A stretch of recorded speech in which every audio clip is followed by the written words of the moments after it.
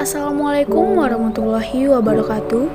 Saya akan mempresentasikan hasil kerja kelompok saya, yaitu yang berjudul Struktur Organisasi Bisnis. Disusun oleh Eka Juliana Lestari dengan NIM 221022024 dengan Denny Kurniawan 221022018. Yang pertama kita bahas yaitu contoh struktur organisasi usaha kecil dengan bagian-bagan seperti ini, yaitu pemilik yang memiliki manajer keuangan, manajer personalia, manajer operasional, dan manajer pemasaran yang mempunyai bagian bawahnya yaitu staf karyawan. Itulah yang disebut contoh struktur organisasi usaha kecil. Yang kedua, ada struktur organisasi informal, yang dimana view 1, view 2, view 3 yang memiliki konseptual dan bagian bawahnya internal. Setelah itu terdapat data database. Adapun unsur strategi organisasi. Unsur-unsur dalam suatu struktur organisasi terdiri atas 1. Spesialisasi aktivitas atau specialization of activities.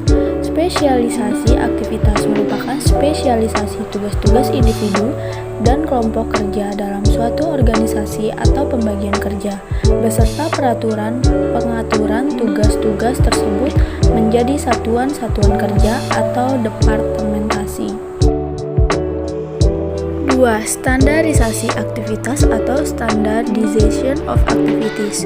Standarisasi kegiatan merupakan prosedur yang digunakan oleh suatu organisasi untuk menjamin kelayak dugaan atau predictability aktivitas yang dilakukan. Menstandarisasi bisa diartikan sebagai menjadikan kegiatan pekerjaan seragam dan taat azas. 3. Koordinasi aktivitas atau coordination of activities.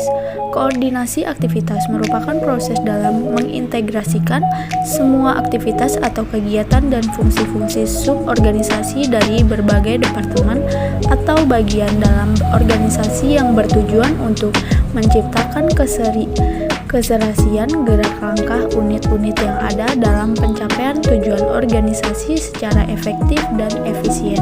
4.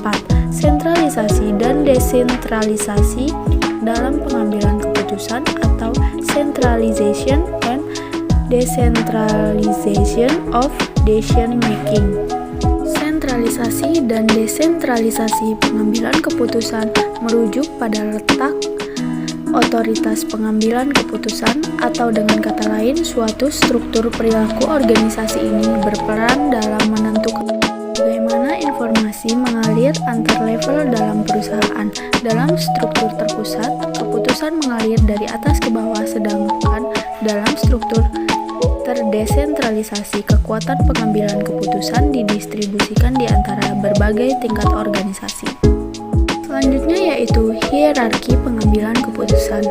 Hierarki adalah alat yang paling mudah untuk memahami masalah yang kompleks, di mana masalah tersebut diuraikan ke dalam elemen-elemen yang bersangkutan, menyusun elemen-elemen tersebut secara hierarkis, dan akhirnya melakukan penilaian atas elemen-elemen tersebut sekaligus menentukan keputusan mana yang akan diambil. Pengambilan keputusan adalah melakukan penilaian dan menjatuhkan pilihan. Keputusan ini diambil setelah melalui beberapa perhitungan dan pertimbangan alternatif. Sebelum pilihan dijatuhkan, ada beberapa tahap yang mungkin akan dilalui oleh pembuat keputusan. Tahapan tersebut bisa jadi meliputi identifikasi masalah utama, menyusun alternatif yang akan dipilih, dan sampai pada pengambilan keputusan yang terbaik.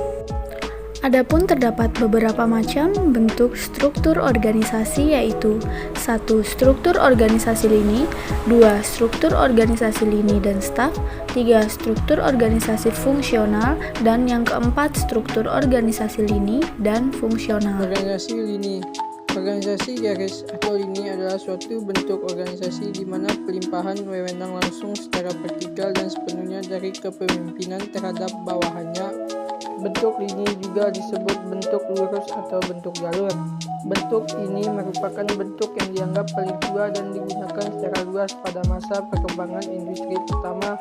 Organisasi lini ini diciptakan oleh Henry Fayol. 2. Organisasi lini dan staf. Organisasi lini dan staf adalah kombinasi dari organisasi lini dan organisasi fungsional. Pelimpahan wewenang dalam organisasi ini berlangsung secara vertikal dari seorang atasan pimpinan hingga pimpinan di bawahnya. Untuk membantu kelancaran dalam mengelola organisasi tersebut, seorang pimpinan mendapat bantuan dari para staf di bawahnya. Tugas para staf di sini adalah untuk membantu memberikan pemikiran nasihat atau saran-saran, data, informasi, dan pelayanan kepada pimpinan sebagai bahan pertimbangan untuk menetapkan suatu keputusan atau kebijaksanaan. Pada struktur organisasi ini, hubungan antara atasan dengan bawahan tidak secara langsung. 3. Organisasi fungsional. Organisasi fungsional diciptakan oleh F.W. Taylor, yaitu suatu bentuk organisasi di mana kekuasaan pimpinan dilimpahkan kepada para pejabat yang memimpin satuan di bawahnya dalam satuan bidang pekerjaan tertentu.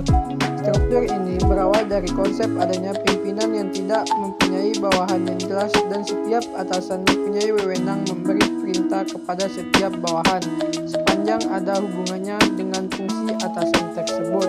4. Organisasi lini dan fungsional. Organisasi lini dan fungsional adalah organisasi yang masing-masing anggota mempunyai wewenang yang sama dan pimpinannya kolektif. Organisasi komite lebih mengutamakan pimpinan, artinya dalam organisasi ini terdapat pimpinan kolektif atau presidium atau peluar eksekutif, dan komite ini bersifat manajerial. Komite dapat juga bersifat formal atau informal. Komite-komite itu dapat dibentuk sebagai suatu bagian dari struktur organisasi formal dengan tugas-tugas dan wewenang yang dibagi-bagi secara khusus. Adapun sukses story pengusaha yang bernama Elang Gumilang. Kisah sukses pengusaha muda Indonesia Elang Gumilang. Elang Gumilang, anak muda lulusan Institut Pertanian Bogor ini memang layak untuk dijadikan inspirasi. Bagaimana tidak di usianya yang masih menginjak 33 tahun, dia berhasil menjadi pengusaha muda yang disegani. Kisah sukses pengusaha muda Elang Gumilang ini sudah menjalar ke berbagai kalangan, tidak terkecuali ke kalangan mahasiswa. Karena kiprahnya dalam berbisnis, pemuda kelahiran Bogor 4 Juni 1985 ini tercatat telah menerima berbagai penghargaan, mulai dari menerima Indonesia Top Young Entrepreneur tahun 2008 dan menjadi pemenang Wirausaha Muda Mandiri kategori mahasiswa program dan sarjana tahun 2007. Ia dianggap berhasil menjadi pelopor bisnis properti sederhana. Terjun di bisnis pengembang dan properti. Dari bisnis ini, Elang Gumilang mendapatkan penghasilan malah sudah dibilang tercukup untuk seorang mahasiswa. Bahkan ia sudah bisa membeli mobil sendiri dari hasil berbisnis. Kisah sukses pengusaha bernama Elang Gumilang tidak berhenti sampai di sini.